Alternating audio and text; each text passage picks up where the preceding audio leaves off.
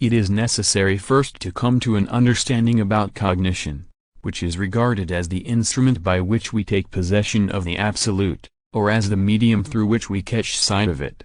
The idea that before we can understand the nature of reality, we must first understand the nature of cognition, or the process by which we perceive and understand the world around us. The Hegel argues that it is important to choose the right kind of cognition or method of understanding, as some methods may be more effective than others in helping us achieve this goal. Additionally, Hegel suggests that without a clear understanding of the nature and limits of cognition, we may end up with misunderstandings or errors instead of arriving at the truth. The concern is that the enterprise of using cognition to understand the absolute or ultimate reality may be fundamentally flawed, and that there may be a fundamental divide between cognition and the absolute. Hegel reflects on the limitations and challenges inherent in the process of cognition or knowledge acquisition. He suggests that when we use cognition as a means to grasp the absolute essence or truth of something, it inevitably brings about a forming or alteration of that thing. This means that applying our cognitive faculties to understand something changes it in some way. Hegel presents two possibilities.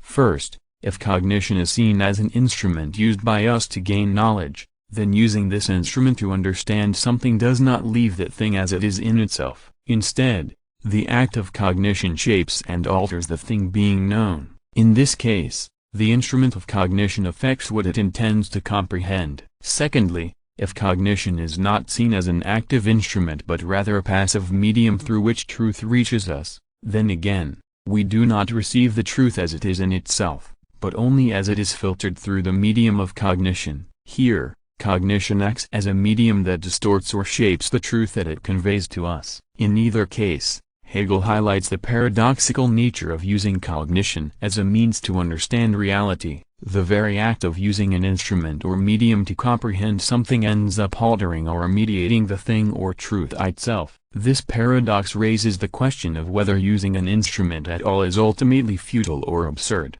Hegel proposes that one way to mitigate this drawback is through an understanding of how the instrument of cognition works. By subtracting or accounting for the contribution of the instrument itself, we can try to approach a more pure or unadulterated understanding of the absolute. However, he notes that this improvement would not fundamentally change the situation. Removing the influence of the instrument would bring us back to the original state, where the thing or absolute remains as it was before our cognitive effort, rendering the effort seemingly redundant. It highlights Hegel's awareness of the inherent limitations and challenges involved in the process of cognition, particularly when trying to comprehend the absolute or ultimate truth. It underscores the complex relationship between cognition and reality, and raises philosophical questions about the nature and reliability of our knowledge. Hegel also challenges the idea that cognition can simply bring the absolute closer to us without altering it. He likens this notion to trapping a bird with a lime twig, suggesting that the absolute derides such attempts because it is already with us, willing to be known. Cognition, in this case, would be a ruse, as it appears to do more than establishing an immediate and effortless relationship. Furthermore, Hegel argues that understanding cognition as a medium with its own laws of refraction does not solve the problem. Subtracting the refraction from the result is futile because cognition is not just a medium that distorts truth but is, in fact, the very means by which truth reaches us. Removing cognition would leave us with pure direction or empty space. Overall, Hegel's exploration highlights the challenges and limitations inherent in the process of cognition when attempting to grasp the absolute. He questions the efficacy of employing instruments or mediums, emphasizes the transformative nature of cognition, and challenges simplistic notions of bringing truth closer to us without alteration. Hegel argues, cognition is not a medium that stands between us and the absolute, but rather that it is the very way in which we experience the absolute. In other words, we cannot know the absolute without cognition, and therefore we cannot subtract cognition from our experience of the absolute without losing the absolute altogether. Hegel uses two analogies to illustrate this point. The first is the analogy of a bird caught by a lime twig. If cognition were merely a way of bringing the absolute a little closer to us, like a bird caught by a lime twig, then the Absolute would surely deride this ruse, since it is already with us and willing to be so. In other words, if cognition were simply a way of mediating our experience of the Absolute, then the Absolute would be completely indifferent to it. The second analogy is the analogy of a ray of light passing through a prism. If we examine the ray of light as it passes through the prism, we can see how the prism refracts the light. However, the refraction of the light is not the light itself. The light is the very thing that is refracted. In other words, we cannot subtract the refraction from the light without losing the light itself. Similarly, Hegel argues that cognition is not the refraction of the Absolute, but rather the Absolute itself by which truth reaches us. If we subtract cognition from our experience of the Absolute, then we are not left with the pure direction or blank space of the Absolute. We are left with nothing at all. Hegel is arguing that the fear of erring is itself an error, because it presupposes a false dichotomy between knowledge and truth. Hegel begins by pointing out that science is not afraid to err. Scientists make mistakes all the time, but they learn from them and continue to push the boundaries of knowledge. On the other hand,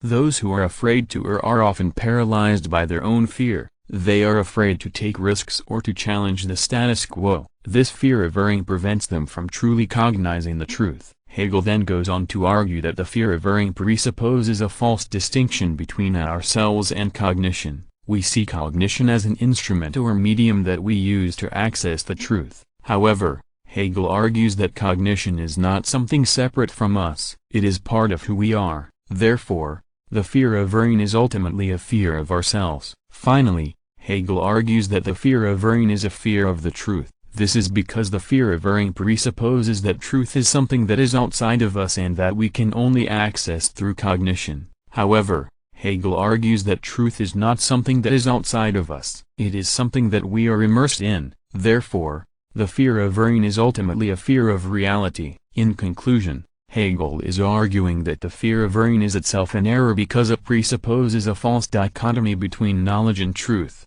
between ourselves and cognition, and between ourselves and reality.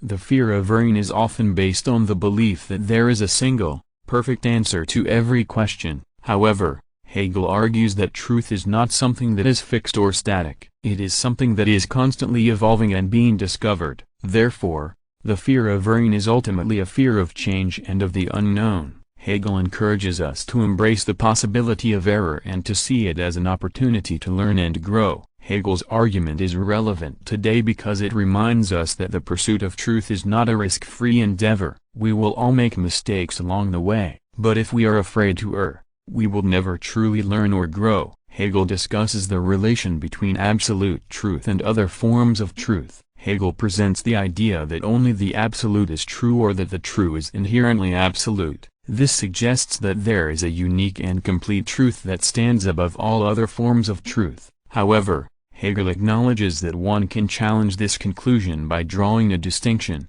It could be argued that there are forms of cognition that do not grasp the absolute truth, but are still considered true in their own context. In this view, cognition in general might not be capable of fully comprehending the absolute truth, but can still possess some other forms of truth. Yet, Hegel points out that this attempt to distinguish between absolutely true and other kinds of truth leads to a murky understanding. He suggests that it becomes unclear how these different kinds of truth relate to each other. Additionally, terms like absolute and cognition presuppose meanings that need to be clarified and understood more thoroughly. Hegel presents the notion that the absolute alone is true, but recognizes the potential for alternative understandings. He emphasizes the need to carefully examine and ascertain the meanings of fundamental concepts like the absolute and cognition. By doing so, Hegel aims to shed light on the nature of truth and its relationship to different forms of knowledge. Hegel begins by criticizing the way that many people think about cognition, or the process of knowing. He argues that it is common to think of cognition as a medium or instrument of getting hold of the absolute, or the ultimate truth about reality. However, Hegel believes that this is a mistaken view. He argues that cognition is not something that is separate from the absolute, but rather that it is a way of participating in the absolute. Hegel also criticizes the way that many people think about science. He argues that it is common to think of science as a way of knowing that is different from other forms of knowing, such as common sense or religious faith. However, Hegel believes that this is also a mistaken view. He argues that science is simply one particular way of participating in the absolute. Hegel then argues that it is important to reject the idea that there is a fundamental difference between science and other forms of knowing. He believes that this idea is harmful because it leads people to think that science is the only legitimate way to know about the world. Hegel argues that this is not true, and that other forms of knowing, such as common sense and religious faith, can also be valuable sources of knowledge. Finally, Hegel argues that it is important to recognize that science is not perfect. He believes that science is always developing, and that it is always open to the possibility of being revised or even overturned. He argues that this is because science is a way of participating in the absolute, and the absolute is something that is constantly evolving.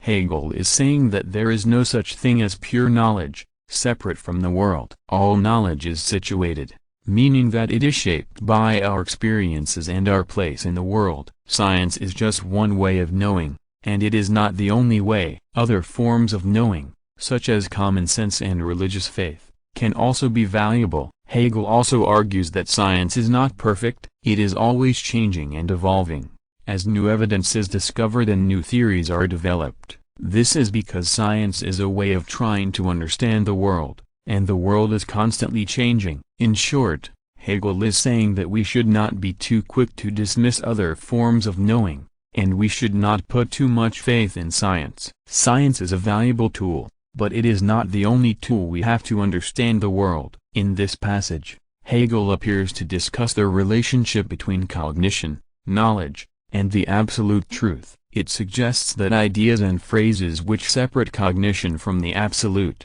and vice versa, are useless and should be rejected. Hegel proposes that these notions are contingent and arbitrary representations, and even considers them a fraud. They argue against the presumption that the meanings of terms like absolute, cognition, objective, and subjective are universally familiar, as this seems to avoid the main concept being discussed. Hegel also mentions the need for science to free itself from the semblance of knowledge that is not genuine by turning against it. It argues that science cannot simply reject other forms of knowledge or appeal to something better within them, as that would still rely on claims of being or power. Instead, the presentation of knowledge as it appears is suggested as a way to approach the topic. In the next passage, Hegel is referring to the early stages of this journey, which he calls natural consciousness. At this stage, consciousness is still unreflective and unaware of its own limitations. It takes the world as it appears to it,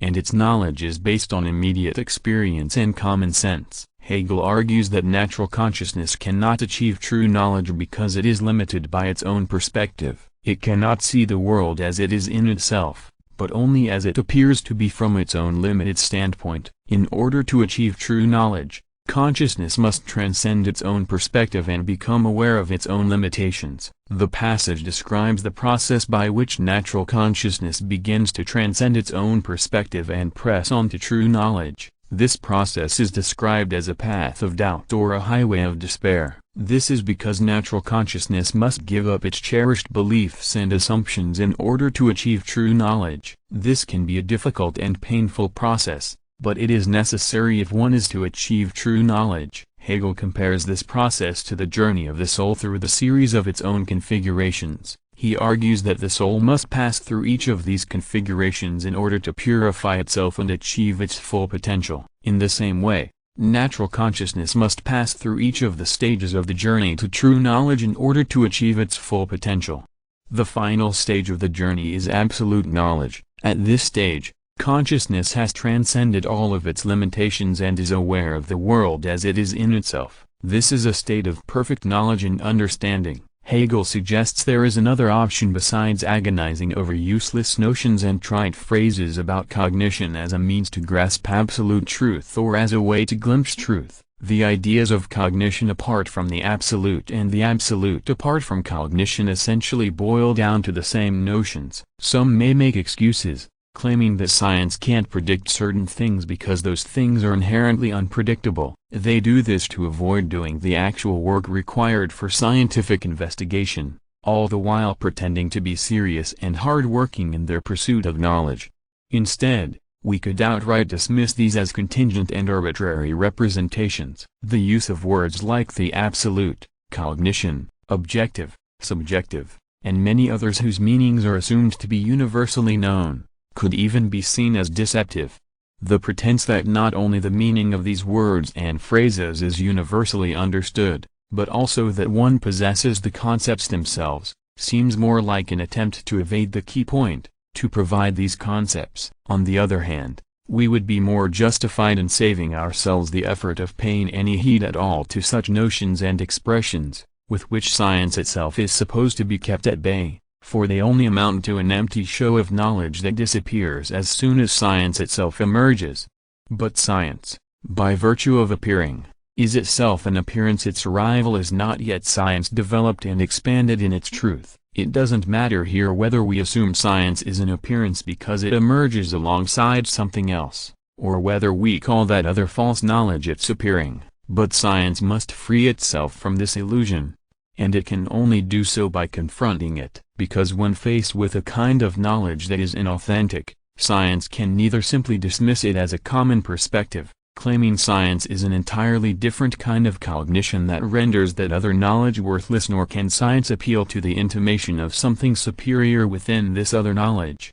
By that first claim, science would be declaring its being to be its power, but the false knowledge in turn appeals to the fact that it exists, and claims that for its science is worthless. One mere assertion is equal to another. If science just asserts its superior nature, it relies on its mere existence, which the false knowledge can match with its own existence claim, making the two claims equally arbitrary.